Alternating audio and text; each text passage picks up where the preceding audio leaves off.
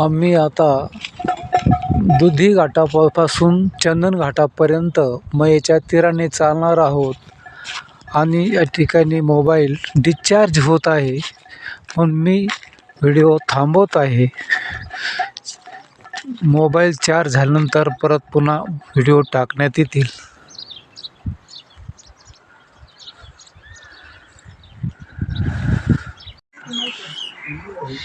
भगवान शंकर मयेच्या नाभिस्थानी 15 फूट लिंग आहे. या ठिकाणी भगवान शंकराने तपस्या केली. शंकर तपस्या भूमी आहे. अतिशय महत्त्वाचे स्थान आहे. शिवालय घाट.